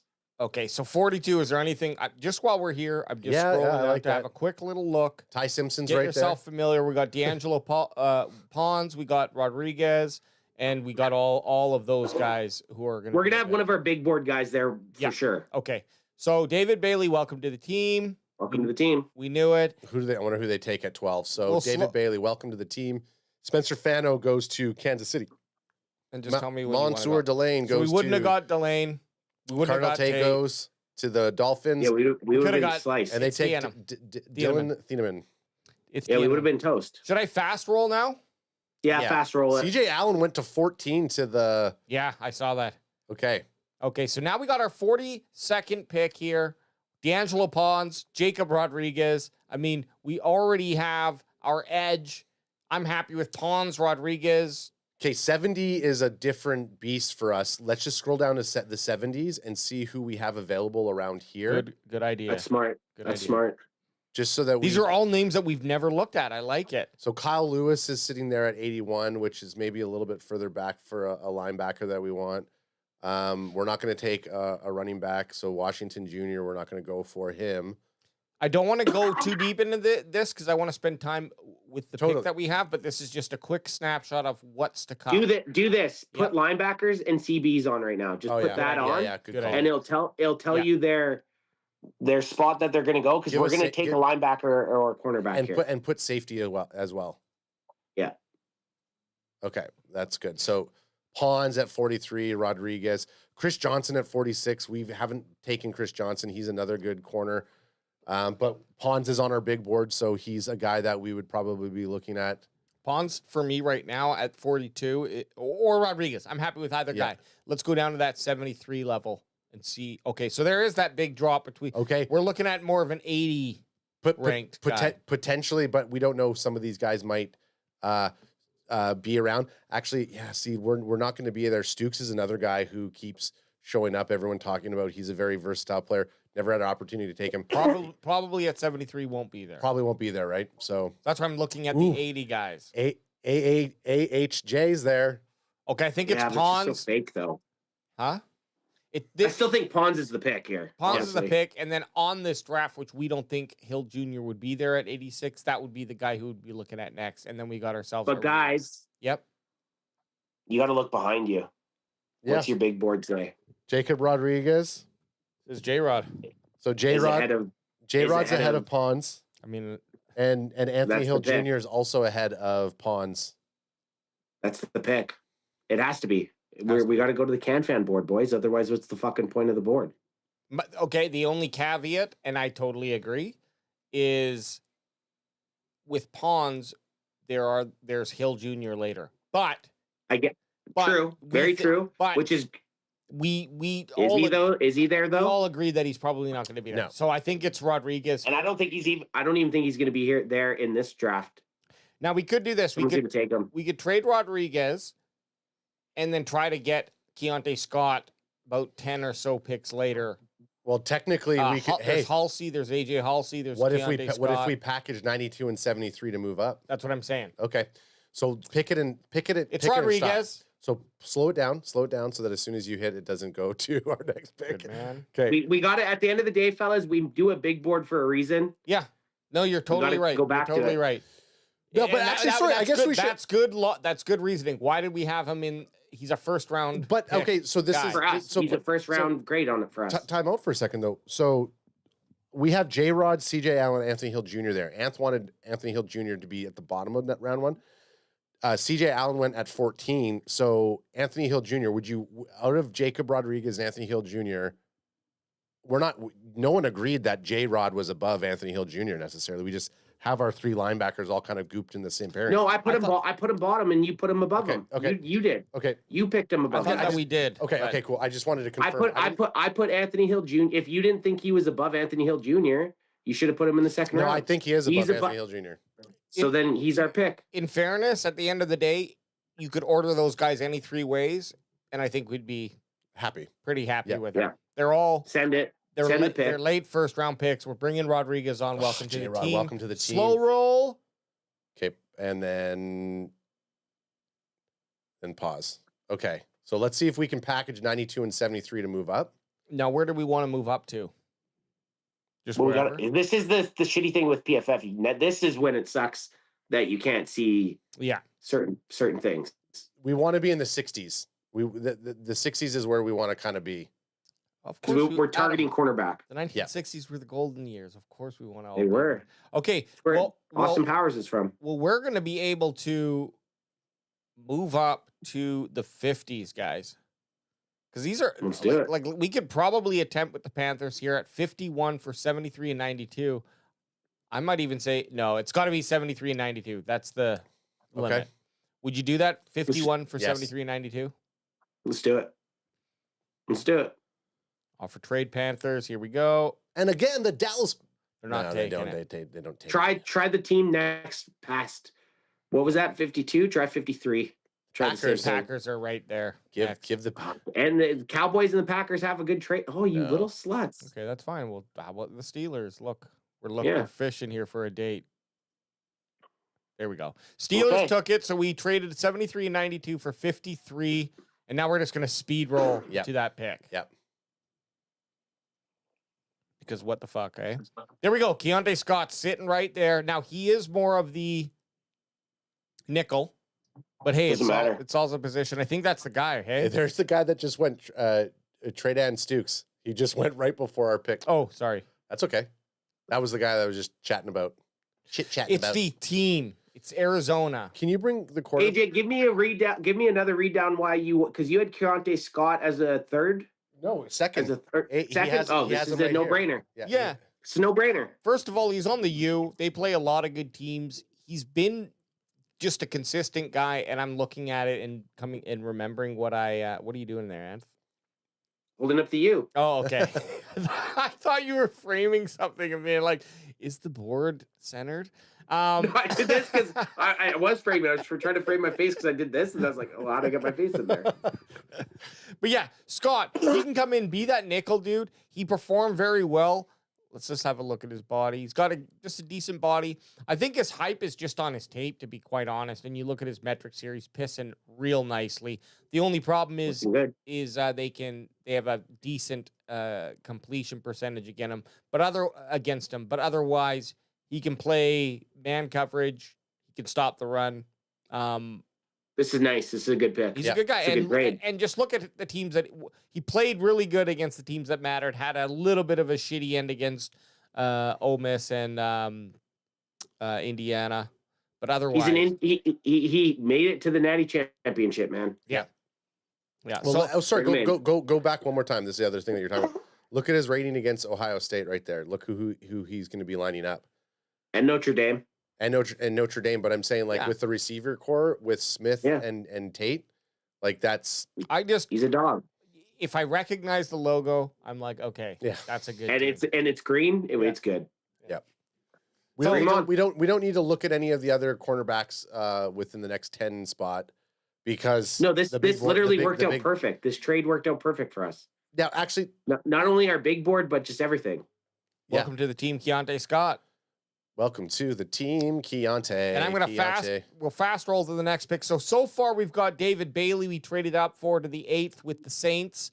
And for he's an edge from Texas Tech. Then we got Jacob Rodriguez, linebacker out of Texas Tech in the second round at 42. Keontae Scott in the second round at 53. And now here we are sitting in round 4. And we've got Well, and I see a number of I picks. see one of Ad's guys, big What? board guys, but I'm gonna up him. I got a big board guy. Zakee Wheatley, baby. You adding him? Throw him on there. Are you Fourth round, Zakee Wheatley. Okay, so you're picking. So I have Bud Clark in the 3rd round. Okay, well, we might have to listen to listen to Ad's big board. And we also have Malik Muhammad in the third round. So Malik Muhammad and Bud Clark are sitting ahead of Zakee Wheatley on our big board. I mean, to me, it would. But be... let me get okay, and we'll hit my big board Zakee Wheatley after. But this is good conversation. No, this is the perfect time because I've heard about Bud Clark, and I want to give Adam a chance to throw it down there and sell me again. But this is between the safeties. That's who we need. It is. Out of the next top 6 picks, there's two safeties. We already got a cornerback. We don't need a quarterback. We don't need Michael fucking Trigg. Billy Strouth is an interesting pick. We've drafted him, but the reality is it's between these two safeties. So let's give Anth his piece. Yeah, go for it. Then Adam, you run it back, and we'll see where we land. Okay, big Bud Clark guy. I love Bud Clark. He turns the ball over, right? Zakee Wheatley, though, is going to be an imposing force. Zakee Wheatley's going to be that big dude in the secondary that can lay the hit. Might not start year one, but he's going to learn. But he's 6'3", 203 pounds, coming downhill. Does he have some missed tackles? Yes, but he doesn't have missed tackles because he's not trying. It's not like a Trevon Diggs missed tackle. It's because he's coming down full speed trying to kill you. He ain't clutching pearls. He's throwing he ain't clutching pearls. Ain't clutching pearls, he's throwing hurls. Wheatley and Clark are a little bit different. Clark will get you that big play. He'll get you that interception, which I love. But I also need a bruiser on the defense, man. Yep. I love that. I love that fucking that black and blue, runny nose, bleeding, like arms bleeding, fingers taped up. Yeah. Some guy that's gonna come down and fucking clean your clock. And Zakee Wheatley's that guy. He's a bit more physical than Bud Clark. That's the only reason I like him more than Bud Clark. And Adam, sell me on the old Bud. See, first of all, don't gotta do much. It's crazy. The name's got me. It's crazy that they're right back to back, right? Yeah. And so now do you question yourself? I think Bud Clark is going to go ahead of the 4th round. I would be happy if we're at 112 and Bud Clark is sitting there and we have the opportunity to take him, but I think he is going to go a bit higher because I feel there is going to be a little bit of a run on safeties here, and Bud Clark's going to get drafted a lot higher. I think in terms of versatility, with what we saw, he makes those big plays. He's a very solid man-to-man covering safety. He can play in nickel. He can play in box. He can play up high. I think Bud Clark gives the versatility again that Christian Parker is looking for in his secondary. I think in terms of the physicality, I still think he can bang. I don't think he's afraid to bang with the boys. Okay. Hey, you had me at bang with the boys. And again, look at the last line right here. He plays physical and does a good job timing blitzes, but can shore up his tackling when working in run support. So, okay, great. Maybe he might not go downhill and stop Jeremiah Love when he's coming to the line as much as Zakee Wheatley. But Bud Clark is still a dog. He's going to go out there. He's going to chop it up with the boys when we need him to, and he's going to potentially take that ball away, which we didn't see much last year. Yeah. Right. And that's where the needle kind of goes, right? Like those takeaways is key. Being able to take away the ball is key. Man, they both have their reasons. Wheatley has definitely got 20 pounds on Bud Clark. That says something when you're hitting somebody, especially with 6'3", you could probably put on a little bit more. Wage could be the tiebreaker here. Well, I think that's what it's coming down to. If you guys are holding strong on your arguments. The other thing with Bud Clark, I like... And I'd be happy with Zakee Wheatley. I'm sorry. I'm not going to say, Wheatley... If we had Wheatley at safety in this pick or Bud Clark, either one of these guys I'm stoked for. Obviously, I just have an affinity to Bud Clark. But so I'm he's been your pet cat since fucking February, maybe late February. I'm going to say there's two differentials here, in that Wheatley gives the maybe more powerful punch, and then Bud Clark gives you more of that potential big play, game-changing play ability. You can decide which one impacts more. Wheatley probably comes into effect a lot more often, whereas Bud Clark's could actually change the outcome of a game. Yeah, right? Could win you a game. Literally could win you a game. So first of all, crack me if you got it. This is what I'm thinking. I think I'm fine with either one. I think we got to default to Big Board, and Big Board says Bud Clark is ahead 100%. of Wheatley. And so 100%. for that reason and that reason only, I would say welcome to the team. Now, the last one thing I was going to say. Oh, now you're going to argue against yourself. No, I'm not going to argue. Stephen White. I'm like frozen with the welcome to the team clap right now. Stephen White says Malik Muhammad was a 30 visit, and the Cowboys really like Malik Muhammad. I know this isn't the Cowboys draft. We just took a cornerback. We're not taking another cornerback. Yeah. Sorry, right. and I agree. I totally agree with that he's a 30-day visit, but we just took Keontae Scott. He'd be great without Keontae Scott, and I know they might actually even play different places, but we're just talking about filling holes. Safety needs to be filled. We've got two guys here who we both like. Unfortunately, for Ant. Stephen White's not wrong, though. No, Bud Clark or Wheatley we're fine with, but we're taking Bud Clark. Welcome to the team. Welcome to. It's interesting that Bud Clark got on the team just because Ad gave him a crazy, stupid rating, but that's to be here nor there. Just kidding. I'd be stoked with Bud Clark in the 4th round. We're not going to say it's a stupid rating when Bud Clark goes in the 3rd round. I would say this, boys. I'm really happy. I feel like we kind of are open season now because we've got our edge, we've got our linebacker, we've got our cornerback, and we've got our safety. All guys we've talked about, all guys we know of. I'm very happy with that. And right now I'm open to a tackle, a halfback, a quarterback even. Katron Allen. It's BPA open season Katron Allen right there. He's that bruising back. 150. And I know people have talked about it's like you don't want Katron Allen because you already have Javonte Williams, who's also he's the 1-2 punch though. Like, that's what I mean. Give me 2 punches. Give me 2 haymakers. I don't give a fuck. Give me 2 good right. Give me a right and a left hook. A 5'11", 220-pound man. Yeah, he's gonna punch you in the nose. He's senior. He's a good compliment to Javonte Williams. Here's why. Obviously, I would agree. Don't in this draft at the start of it. Do not even waste a pick on a running back. We have that tied up. I want to see more with Malik Davis. We also have 2 second-year running backs coming into play. Different body shapes. Would love to see them on the field more. All that being said.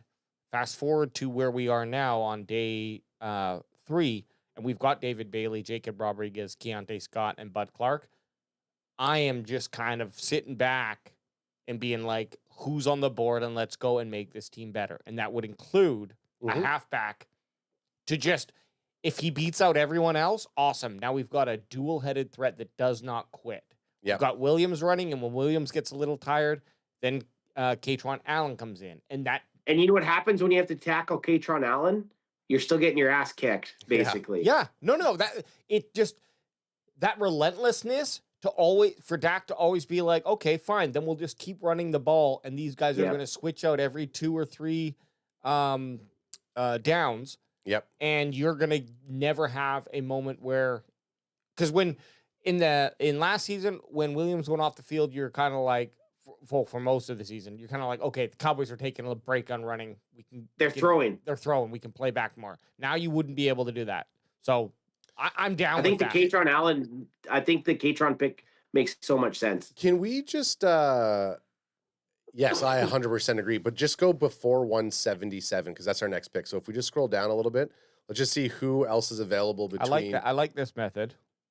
Getting a little bit of a pick. Yeah. You mean at RB ad or just in general? just in general, because like sometimes we just don't look. Yeah. So if an RB was down here, it might change your tune, but totally. I mean, it's Wagner. Wagner's a good guy there, just for a tackle. Keep scrolling up a little bit, Alex. Keep on moving. Now, I think Katron Allen's is our good. Allen's pick. coming on the team. We like him. We've never drafted him. And he's from Penn State. That says we almost did back-to-back Penn State boys. He's a Nittany Lion. He's a Nittany Lion. He's a Nittany. So now we're at 177. 3 picks left. Scariest mascot in college football. Yeah, right. 3 picks left. Anth or Adam, who wants to start? You guys get to take the pick. Right here. Like right here. Okay. I mean, I think at this point we need to target offensive line. You need to get a depth piece at offensive line. Wagner here, right tackle. Yep. And this is kind of someone that's been linked to the Cowboys just because obviously Terrence Steele, of course, is going to be the solution for the next few years, but you need to try to get somebody in there for swing tackle. Is it Wagner? I don't know, but I'm also not against a center or a guard at this point. I'm more happy with the right. Sure, and we'll go look. Two things. If we're taking a tackle, the right tackle is the one that the guy needs to be well versed in. I think, just for you got to run it back. You got to run it back with Guyton, right? Now, the other thing, his numbers. He had a piss poor start to the season, and you could see he started to finish a little bit more strong. I wonder if he was hurt or something at the start of the year. Did you look at his size? I didn't. 6'6" to 300. I mean, that's a good size boy for a tackle. Boy. Not too tall, good weight. Now, you wanted to also look at guards, hey? Offensive line in general. I don't really care if it's a tackle or not. I just think it needs to be a shore up on the offensive line. We don't have a backup center right now. You have TJ Bass, but we've seen it so many times. Offensive linemen get hurt. You need to have a lot of offensive linemen. If you're not refilling the reserves with draft picks. Did Caden Curry go already? If I'm looking at the big board. No, there's Caden Curry right there. We could probably get him on the next pick, though. We have Curry could be a next 180. pick guy. We got to shore up the offensive line here, guys. That's got to be the move. DJ Campbell. Did you look at DJ Campbell there? Sorry, Alex. I did look at Campbell. Okay. He's a guard. Yeah. And he's right there with Emil. Like either one. Who do we need more, guard or tackle? I go tackle. I say tackle. Let's take Wagner. Yeah. Draft buzz this motherfucker. Draft buzz this. We've draft buzzed him a million times, but let's do it again. Did we draft buzz Bill Wagner? Yeah, we've taken Wagner a couple times. I don't ever. Welcome to the show, bro. I don't ever remember taking him. We did. I might just been one of my 500 mock drafts I've done by myself. I take a dump and I do. No, we did 500 mock drafts. We did take him. It could have just been. Yeah, we've taken him. Yeah, we've taken him. You know, I know because it looks like he sold me insurance. I mean, he's pretty damn good. I think it's a no question. Bring him on the team. If he makes it, great. If not, we're not fucking wasting any sleep. It's a fucking 5th round pick. Bring him in. Yeah, and then we already know the next guy if he's still there. Caden, there he is. Oh shit, there he is. Caden Curry. I think we just pick him. Papa Roach. Yeah, this is our last resort. Bring him on. This is my last resort. Welcome. Just too good of tape and college year of last year to not take a flyer on the guy. Sure, he's only 257 pounds. Don't care, man. Bring him on. At this point of the draft, why not? Give us Papa Roach here. I just want to see him. Caden Curry. There he is. This is my last resort. Probably would have went first round in the early aughts. Early aughts, definitely first round pick. Welcome to the team. We got 2 edges, and guess what? He's just on the field to be like, hey, do I have a spot here? And if I take it, that's your problem, not mine. Last pick, guys. This is where we get real. So we've taken 2 offensive players, the rest defense. I mean, it's just whoever, to be quite honest. Whatever you want. If he's got blocking. Oscar Delp, a guy that we haven't talked about. He could be a pass-catching tight end later in the draft. You said Oscar Delp? Yeah, Oscar Delp. Like, good run. Well, better than average run blocking, and I'm into that. Check out his draft buzz. You'll like it. Okay. Not because of the way he looks, but just strictly his. Well, you don't know that. His intangibles. And you might like his look also. You know, we've gotten away from our boy Tanner Cozio. Yeah, look at this. Okay, for 40 so he's fast, powerful legs. He's got good blocker, little arms, good blocker. Looks like the nerdy tight end. Let's do it. We need a second guy, and not to take away from who's our fucking triple name boy? Brevin Spanford. Not to take away from him, but let's bring in another guy. So the one last one that we could look at too is Styles' brother, if he's around. Lorenzo. I think he's gone. He's probably gone. He's already gone. Yeah, he's already gone. Okay. Let's take this tight end, Oscar Delp. Welcome to the team. From Georgia. The team helps me. Good metrics, fast, strong, but lower body, which, of course, we'd like to get off. Oh, I thought we were going to fucking freeze in the last one. Here we go. CanFan. Mock draft 7.0. 7.0. Let me get. Download that, dog. Oh, yeah. Download that. First, zoom.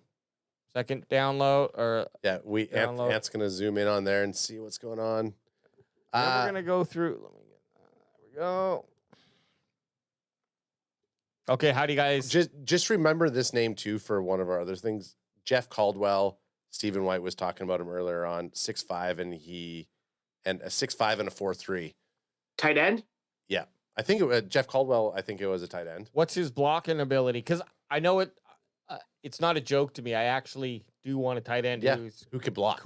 Because I feel like that's the position. Well, there was a Michigan tight end that was around there who has better blocking. Max, probably could be better than fucking Schoonmaker, but wide receiver. Schoonmaker's not a bad blocker though. Caldwell's a wide receiver. I'm just gonna say this: I was happy with this draft, with the 4 players that we got, and then how everything else fell in. We just kind of pick up the pieces that potentially. You just loved all the dangling with the trades. Look at you. You love trade. It was good. The trade dangling was nice. Son of a bitch. Trading are nice. So let's start it off. Who wants to? Back-to-back Texas Tech boys. Yeah. We paired David Bailey and Jacob Rodriguez together. Dallas Cowboys made the trade with the New Orleans Saints. We gave them our first 12 and our second first at 20. So our 12th and 20th pick. That was an odd way for me to say it. Yeah. And we received their 8th, their 42, and their 73. So we got a second round pick, which we didn't have beforehand, and we gained a second third round pick. And then we moved up, and for that pick, we picked edge David Bailey, who fell drastically. There's no fucking chance that guy's getting drafted at 8. At 8? It's not happening. It's more likely that Ruben Bain Jr. was going to be there around 8. Ruben Bain Jr. went 3rd or something. I know. Yeah. Which is crazy. That's not happening. PFF, get your shit together. But for the sake of it, we had to pick who was there, and we played into it. So, and we initially wanted to move up to 6, but we had 3 scrumptious options. David Bailey being one of them. Downs got picked, and that forced our hand. Yeah. Well, we also said we wanted to roll the dice. We wanted to roll the dice. We wanted to see how the cards may land because the whole. They landed nicely. This is a great draft. The whole point of this was the talk of the Cowboys moving up in the draft. But with that 42nd pick that we picked up, we got Jacob Rodriguez, our green dot linebacker, who we have ranked behind the S tier linebackers as the number 1 linebacker on our draft. So there's Sonny Styles, Arvell Reese, and then Jacob Rodriguez. Yeah, I was about to play. So that's an A+ on the CanFan board if we got Jacob Rodriguez at 42. Yeah. Then we moved into a trade here again. We traded that we traded our 73rd pick that we picked up in that first round trade with the 92nd pick that we picked up with the trade to Osa Odigizua, no doubt, and got a 53 pick because we said, F it, we're not going to sit back and watch these boys. See one of our freaking cornerbacks that we need go. We saw a bunch of dudes. Saw a bunch of dudes hit the big board again, and Keontae Scott was there, and it makes sense. He's much no-brainer. He's more of a he in college at least he played that nickel area, so he can fill in there, but he might be a pure cornerback. Yep. At the end of the day, played a lot of slot, which is great. I mean, and that was one of the things that we weren't going to be sure of, moving away from some of our secondaries. Coming in after Keontae Scott, when we get to the 112th, we kind of debated a bit. Do we take Bud Clark or do we take who's Ant's new guy, Zakee Wheatley, who's going to be on the new guy? Sorry, big board guy. New big board just popped on the board. Okay. Ant's been talking about Zakee Wheatley almost as long as I've been talking about Bud Clark. But we ended up siding with picking Bud Clark at 112, safety from TCU. Love his versatility. He's going to be playing in that slot position. If Keontae Scott's not there, he's going to be our ball hawk who's going to take that ball away. I think at first, he's going to be a rotational player, but soon he's going to start to. Well, he might have to play.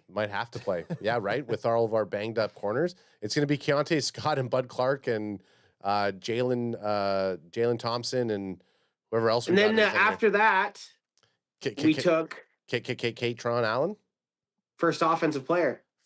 Yeah, Shoddy was coming into us and saying, "Guys, come on, round 5, and you haven't got me any offensive guys to work with. Get me Katron Allen." Don't agree with the grade that we got for Katron Allen at that pick, 152 It wasn't even that much. It wasn't even that much of a drop, to be honest. No. But the reason that we did look at even considered that, because there were other guys on the board that we potentially might have taken on the defensive side of the ball. We had we went through the checklist: edge, linebacker, cornerback, safety. We got them all. It was literally we could switch to BPA, and this is what happened. So, and ultimately, we don't know if Blue's going to be our future running back, and we don't know if Malik Davis is going to put. Malik Davis is that running back who is almost like that little engine that could. He just keeps on going, keeps fighting for a spot on the roster. He only gets week 17 and 18 games. That's the problem. Exactly. So getting a guy like Katron Allen in here to fight for that RB2, possibly RB3 spot. Love it. We haven't seen anything with Hunter Lepke in that position, so he's and then next up, tackle Emil Wagner, C+. Our first time ever taking. You know what I'm doing here? I'm trying to move us past. Yeah. We've already explained why we took players. Let's just give a quick one. Okay, and get so out round of this 5, draft. 177, C+ we got for Emil Wagner. We need that tackle. We wanted to replace Terrence Steele. Moving on to 180, 3 spots back. We looked at the big board. Caden Curry's our last resort. Plus, don't expect him to be this low on the board. He also got a C-. I just don't get it. There's something we're missing with Caden Curry. And then our final pick, I believe, round 7, 218, Oscar Delp. You got Delp. He's probably got Delts too. And we're bringing him in tight end for his run blocking. But guess what? If he can catch a football off of a corner route like BSP or Brevin Span Ford did, BSF. Yep. Shit, man. Now, what do we get? Ant's always good at this. I want him to guess. What do you think your final grade there is, Anth? B. B? Yeah, 2 A's. I feel like it's a B-. I think it's a B- as well. It's a B+. B+. Oh, hey, that's basically an A. It's basically an A. Okay, well, guys, I always just look at this. What really matters is the first 4 picks of the Dallas Cowboys. If you ended up with David Bailey, Jacob Rodriguez, Keontae Scott, and Bud Clark at the end of the NFL draft, we're dancing. Are you happy? Are you satisfied? Oh, I am. Yeah, A+. A+ for a B. I like it. I like it. Pappy likes it, and guess what? We got 1 more week plus 1 day. 1 week, 8 days, baby. One week to the night before the draft. 1 week before the night before the draft, and everyone. I don't know what we're going to be doing on that day, but we're probably going to be doing a lot of goop and maybe celebrating. I'd love to have, like a smorgasbord of people joining. Just kind of. Let's do it. Let's talk about the draft. Let's start reaching out. Yeah, let's start reaching out. Barry Grant Jr. We know he's probably going to come in. It'd be nice to also get our Steelers boy Bryson. Yep. And whoever else is just not on not a Dallas Cowboys fan, get their point of view. And guess what, Boots? You're always invited. So Boots is always invited. And World's team. I mean, shit. 1 Star family. Shout out to all of our boys. And we appreciate everybody in chat who's interactive. I know Stephen White's been just pick after pick. He's saying stuff. So appreciate you all tuning in every single week. He's saying bring the wheel back for next week. I don't know, the chaos. The wheel fucked us. It was fun. Yeah. Wheel fucked us. Okay. Who's gonna give a shout out? Well, listen, if you're out there and you don't think that we just drafted 4 starting players in this mock draft 7.0, I want you to look them in their face and you tell them to go fuck themselves. Ant's gonna be in the studio next week, so make sure you tune in. See him live, sweating on that couch. We'll be live all next week for the sweating all over everything. He'll be sweating, and we'll be live for the NFL draft. Yeah.